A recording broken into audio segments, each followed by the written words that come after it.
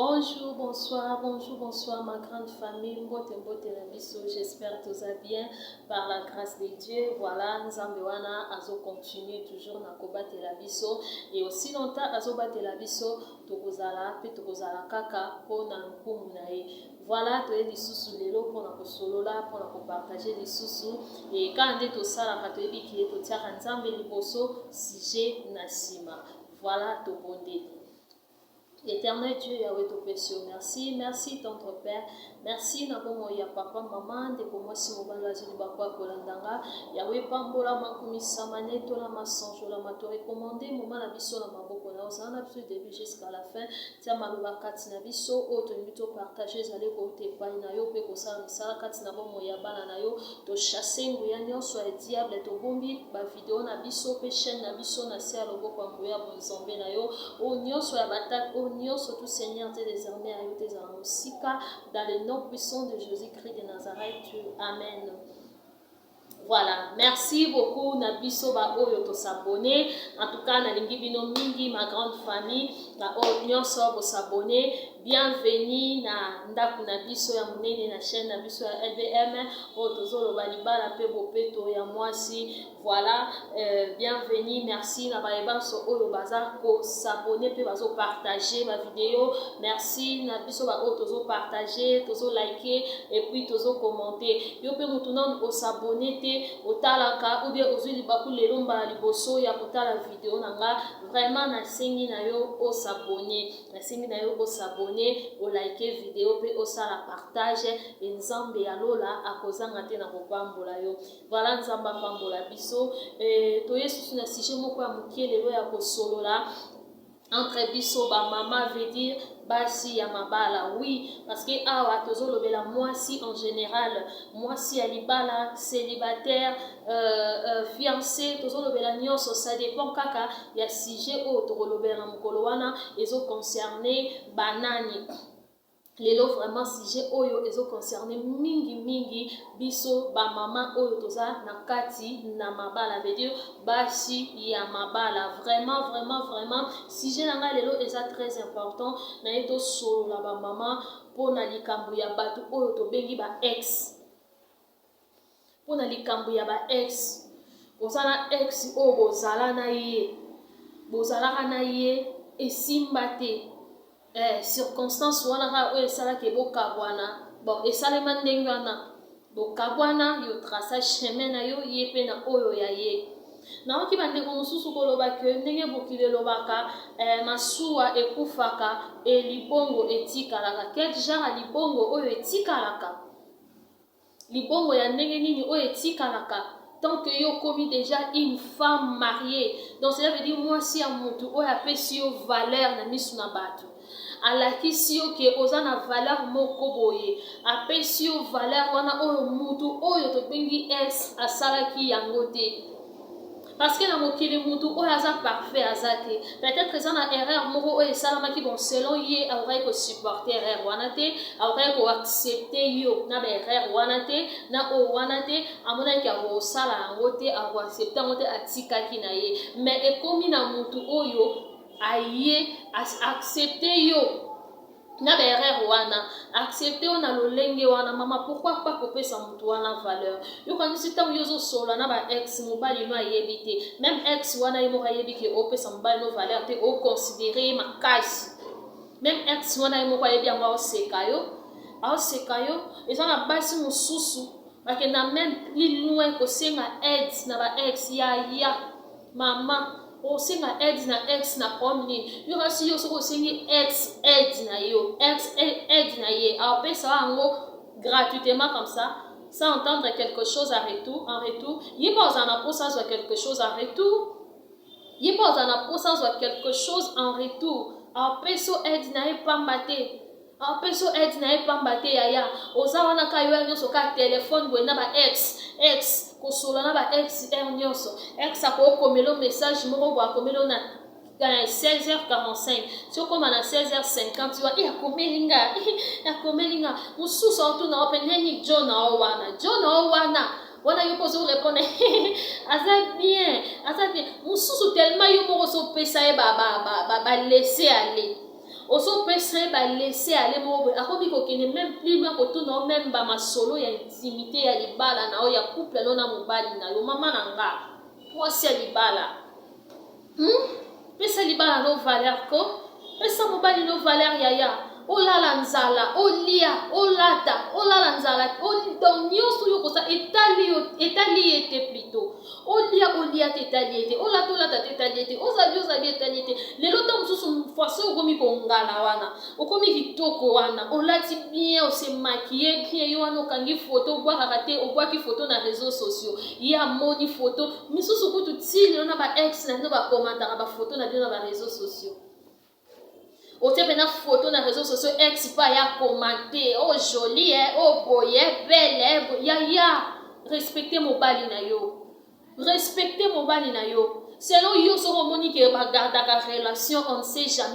jamais moko te zawana on ne sait jamais moko te zawana on sait jamais wana ya yebaka te que on ne sait jamais à garder na yo relation na bino mibale ekende ti ekende ko aboutir na mariage ya yebaka on ne sait jamais wana te yo siko lelo tango yo zwi mobali a valoriser apesi yo valeur asali yo la femme de sa vie apesi yo kombo na yeba obenga o madame intel apesi yo valeur oleka pa na nzela mwasi intel ye wana alende siko yo ndo oyebi on ne sait jamais wana nde siko on ne sait jamais wana nde yo oyebi yango yaya pesa mobali no valeur pesa mobali no valeur tika opesa temps na ba ex ozala masolo na ex te tina ba air tardif ayebi ke oza mwasi ya libala na air wana okoki kosokipe na ndako na yo na bana na soki oza na mobali na yo bozo dialogue yango wana eza mpe parmi babiloko oyo ezosambisa dialogue na kati na bacouple parce que tolobeli likambo ya dialogue awa peut-être yango mpe eza parmi babiloko ezosambisa dialogue na kati ya couple soki mobali ayebi ke osalela réseaux sociaux peut-être otika yo ozala en ligne ntango mosusu ti ba air tardif yaya ekoma faiblesse te ekoma eta faiblesse te ekoma eloko moko ya faiblesse te oyo yo moni ke mobali atikeli yo ndenge wana ekomi neti faiblesse moko boye ozosolana wana ba ex na yo ozopartage na bango ex akomeli yo piu yo mpo répondre piu orépondre ozalaka na temps ya makambo mosusu te na kati ya ndako na yo ozalaka na temps osolana mobali na yo te ntango mosusu mpe mobali bandaki ene mosala ta message ya bonjour chéri opie te comment journée ezose passe na mosika to na chéri osali te est-ce que Dieu a déjeuné na midi au salité so yimo bala zonga ata ya olia na au salité mais ozana déjà er ça ça pomela ki ozaka yo na pe ki sefe yo na pe ko répondre na ba tendresse tant pas mobali no sala rangote ya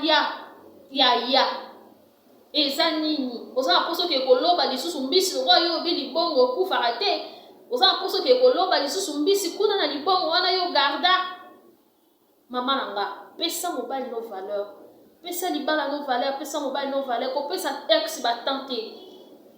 posta mamono kitoko lelo kitoko ya omona lelo wana po mutu mususu azwi yo a façonner a pesi yo kitoko wana a pesi yo en fait abimisi lisusu kitoko wana po zaka déjà kitoko osalaki déjà kitoko yende siko yebaki ko mettre kitoko wana en valeur te yende siko yebaki ko bimisa ngo lisusu te na misa batu ko pesa ngo valeur ya mutu mususu aya sali yango mutu mususu aya sali yango basi mabala mususu ba senga ba aide pa ba ex na bango pia kamikolo moyen te sauver ngati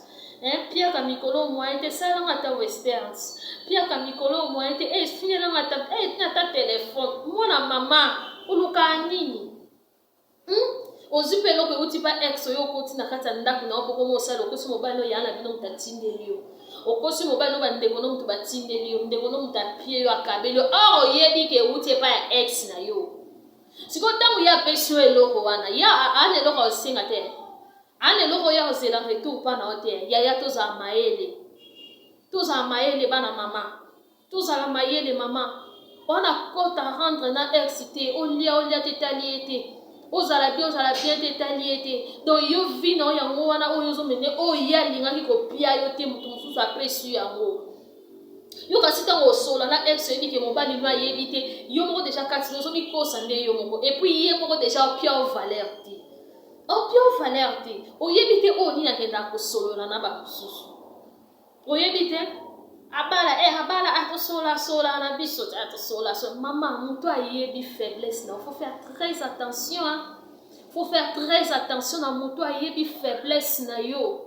Moto ayebi faiblesse na yo, il faut faire très attention. Ko pese lito ite de père que okweya. À cause ya lito ine Eve azalaka séduit.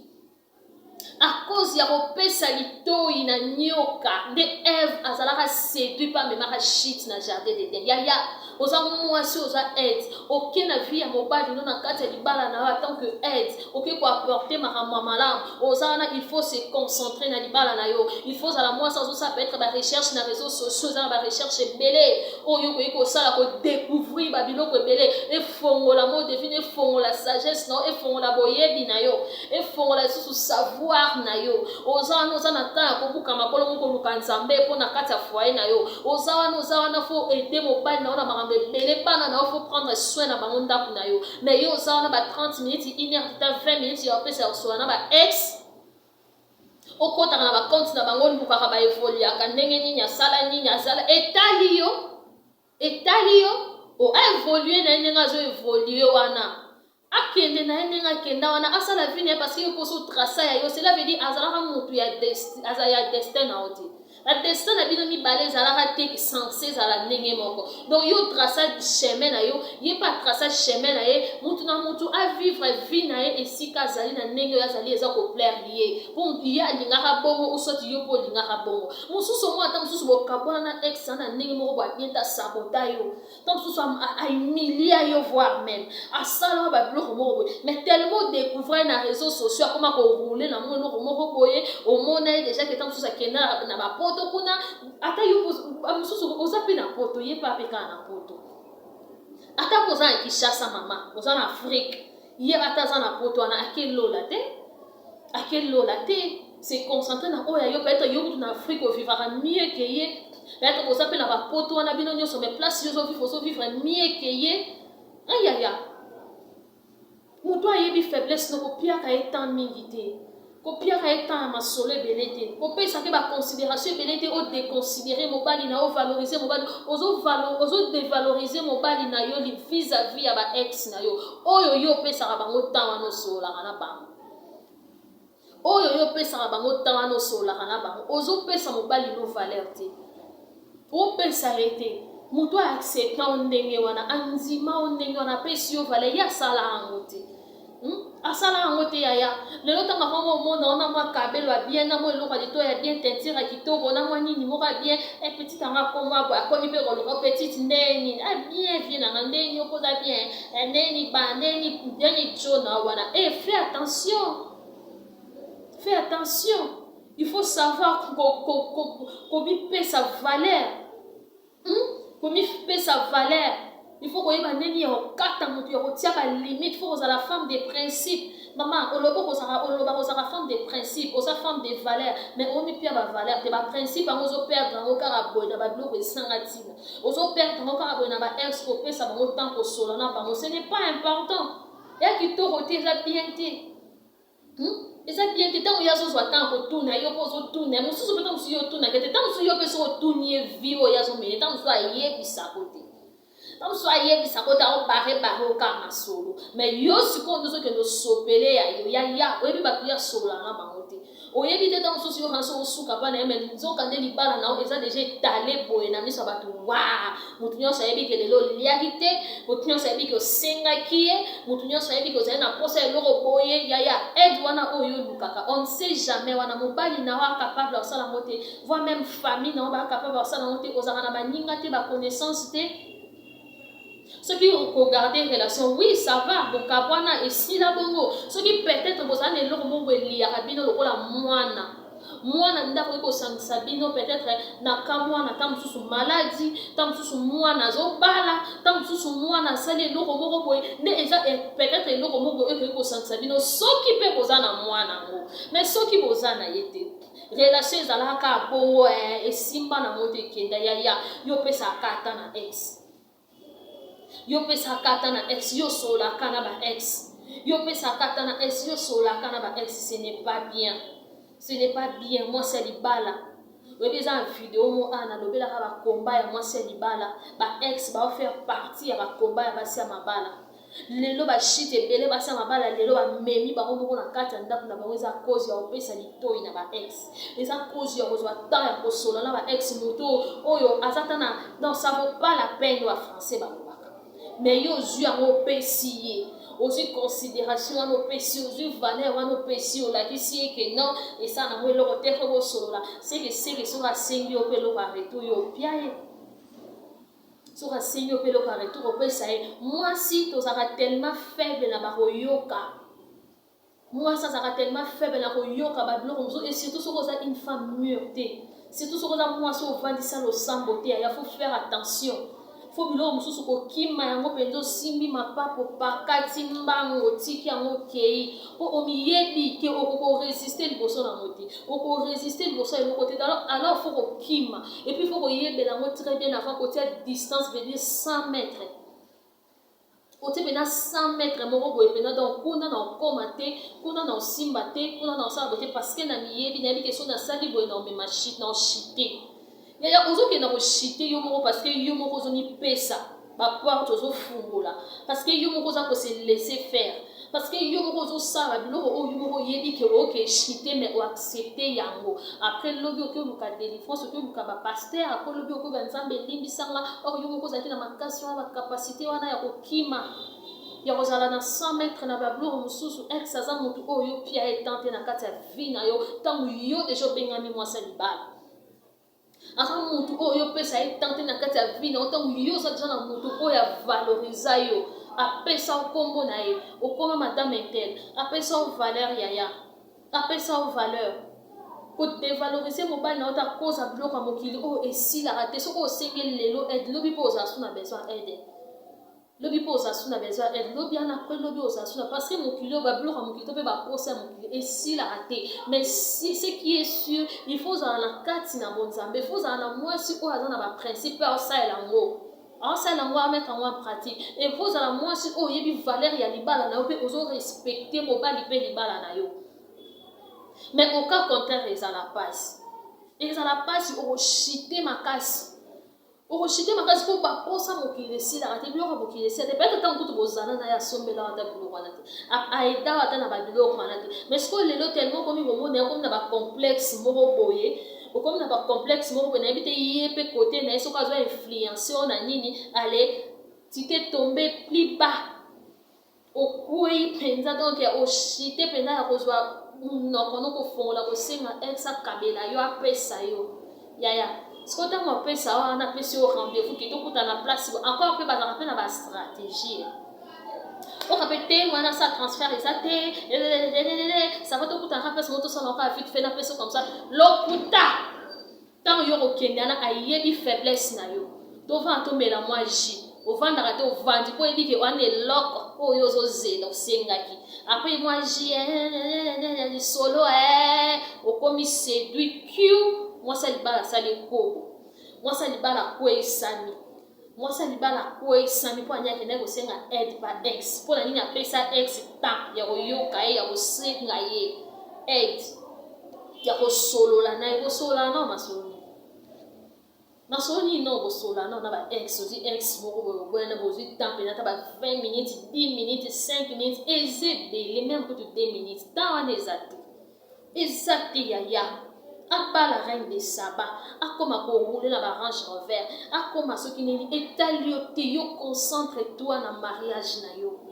zala mpe mwasi akoede mobali ne mpe po bino mpe boevolue mpe na ndenge na bino bato nyonso to baevolue ya ndenge moko te bato nyonso to bapambolamaka ndenge moko te bato nyonso to baprosperaka ndenge moko te eza secret eza makambo ya nzambe yo se considérer dans oyo ya kozala mpe influence te ainfluence o mpe te pourquoi ozozwa temps ya koinfluence ya kokota c'est parce que ozopia litoi c'est parce que opia ye temps c'est parce que ozoyoka ye yaya mwasi ya libala pesa valeur na mobali na yo pesa valeur na libala na yo évite kosola na ba ex évite kopesa bango temps évite moto ayeba faiblesse na yo eza pasi éviter makasi donc ça veut dire simba mapapa yaya kima na yo simba mapapa kima wana temps na ye te wana ta na ye te aconsidéra yo te apesa yo valeur wana te aboya yo na mabe na yo na baerreur na yo ahumilia yo asala nyonso akoki kosala monake yo te. Donc cela veut dire yo te koloba te ke oyo tozala na ye na edaka ye na baklasse na ye na banda kopesa ye mo batransport yango asi na reconnaissance moko te eza na ntango yo osalaki yango soki yo bandaki koattendre quelque chose en retour eloko oyo bandaki koattendre peut-être toloba ezani eza libala parce que tout yo bandaki kosala yango ebeki aza mobali aza chéri na nga soit fiancé na nga akobala nga yango na kosala bongo mais ntango esimba te reconnaissance wana ce n'est pas la peine ya osala yango osala déjà bolamu bosana osala yango osala déjà bolamu bosana po nakanisi ndenge bandaki kofutela nga bambonga batransport na université en tout cas na enseigne de transport en tout cas merci beaucoup lia yaya faut koyeba komipesa valeur faut koyeba komipesa valeur moto ayeba position na yo te ayeba eloko na yo te ayeba nini na yo te maintenant ozaka opesa ye balese ale olakise minu no aire nyonso opesa batemps aire nyonso ya suka nango ezali eza shit parce que oyoka ofinir par kozala séduit soki okimi te soki otie baprincipe na yo te soki oyebeli te nzambe alola pambola biso apambola biso bamama. J'espère que message oyo ekosunga mwasi moko ekosunga basi ebele oyo bakomettre yango en pratique mpe lokumu ekozonga mpa na nzambe. Bosabone bolike bokommente et ozala bien. Merci beaucoup nzambe apambola biso tokutani prochainement. Merci beaucoup.